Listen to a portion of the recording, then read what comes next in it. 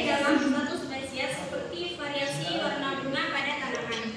Kedua, spesies. Jumlah spesies berbeda yang ada di suatu wilayah. Contohnya, hutan hujan memiliki beragam jenis tumbuhan dan hewan. Ketiga, ekosistem. Variasi habitat dan komunitas makhluk hidup di suatu wilayah seperti hutan, padang rumput, dan terumbu karang. Faktor-faktor yang mempengaruhi keanekaragaman hayati. Pertama, iklim. Kedua, biologi. Ketiga, ekologi. Iklim berupa suhu, curah hujan, dan kelembapan. Biologi berupa jenis tanah, batuan, dan topografi. Ketiga, ekologi. Interaksi antara makhluk hidup dan lingkungan.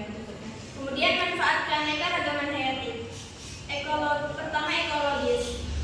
Menyebutkan penguraian dan pengaturan iklim. Kedua, ekonomis.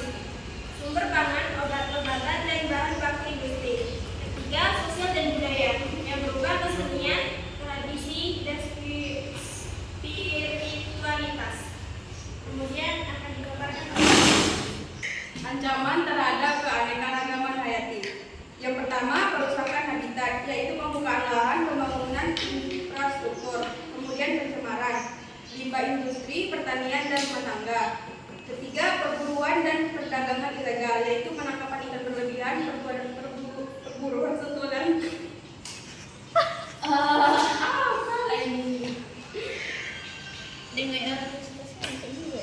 upaya pelestarian keanekaragaman. 1. Konservasi suaka marga satwa, taman nasional, dan kebun raya.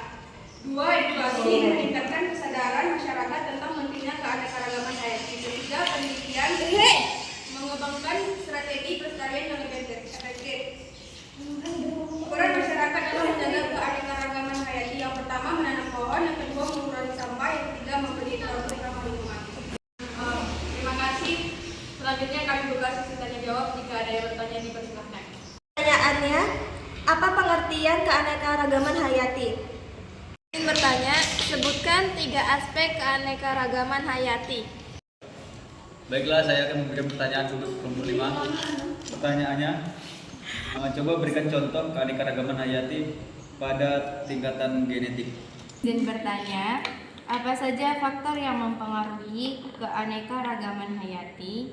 Sebutkan manfaat keanekaragaman hayati dari aspek ekonomis. Apa saja ancaman utama terhadap keanekaragaman hayati?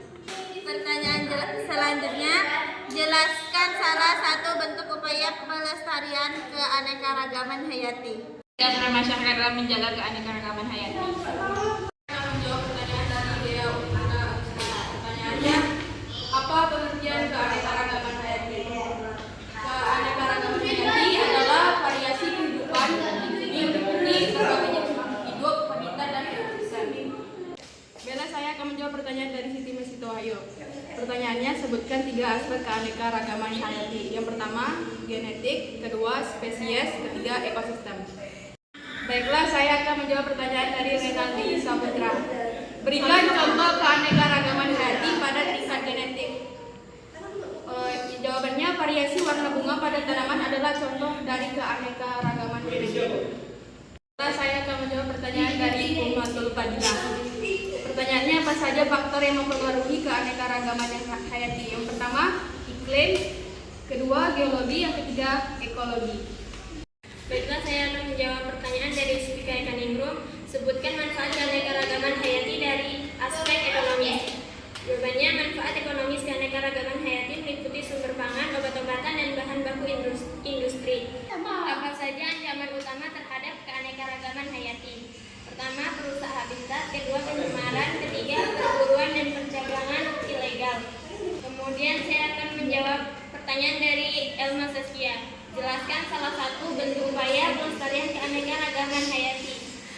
Jawabannya, konservasi adalah upaya pelestarian, misalnya melalui suaka marga satwa, taman nasional, dan kebun raya. Kemudian saya akan menjawab pertanyaan dari Berliana Ilmi. Sebutkan 3 peran masyarakat dalam menjaga keanekaragaman hayati.